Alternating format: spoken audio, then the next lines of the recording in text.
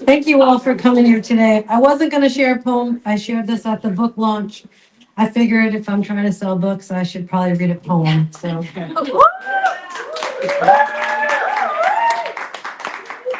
no, they're so personal. Yeah, I don't mind publishing them and putting them out for the whole world to read at your own leisure on your couch and go, oh, did she say that?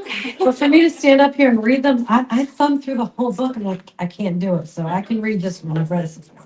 It's called That August from my book, Tucked in Flowers, Hidden in Plain Sight. That August. My soul was tired of being alone, yet I embraced the solitude. Traveled alone, great adventures I did take. Memories of a lifetime I set out to make. Photos for the gram, documented for the record. Flowers to invoke my emotions displayed. Yet unseen, self-love is an intimate journey I willingly took. In doing so, I discovered a version of self I've never seen. A beautiful soul sent on a mission, discovered a new purpose-driven ambition. With pen and paintbrush by my side, creativity opened wide. My mind came alive and a desire to thrive. I'll always remember that August I came alive.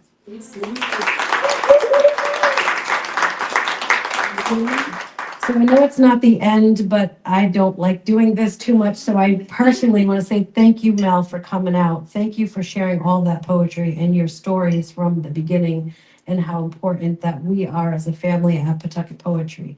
Jillian, thank you so much for telling your story about how you met us at 1 year ago at this event. And I'm full of goosebumps right now because that is a remarkable story. Thank you. Monica, same with you. You walked into Pawtucket Poetry a year ago-ish, and here you are, featured on this event. And I appreciate you. And one of the things you said to me one day in Pawtucket Poetry, I really pride myself and all of us on creating a safe space. And that's where a lot of these stories and a lot of the stories that you guys have, we share because it's safe, it's small, it's just there. And one day I was consoling someone and I said, well, I'm no therapist, but something. And she said, I am a therapist and you're a therapist. So thank you. That means a lot to me that you saw me that way. I'll never forget it. Sandy, thank you so much for always coming consistently to Pawtucket Poetry. You have been someone I've looked up to. I've told you this at the book launch. You've been somebody I looked up to, somebody who inspires me. And for you to say yes to come here and be featured on this 5-year anniversary event means a lot to me. Thank you. And Madison, same thing. You already told the story.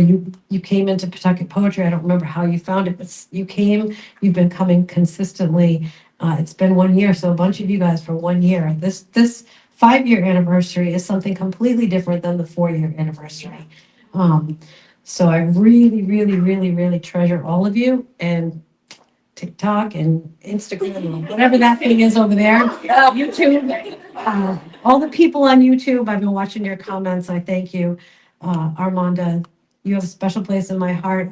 She's not featured, but I have to say this. One day she drove by. Who remembers the sign? She pulled over the car and said, what's that? All it said was poetry. She said, what's that? And look at her. She's here now. She's supporting all of us. She's writing her books. She's doing her poetry. And she's part of us. And I appreciate that. And I appreciate everybody. Michael standing over there. He's been a part of us. Craig. How could I not mention Craig? Craig walked into Pawtucket Poetry in January, a couple Januaries ago, and look at where we are now. He's been tucked in my flowers for over a year.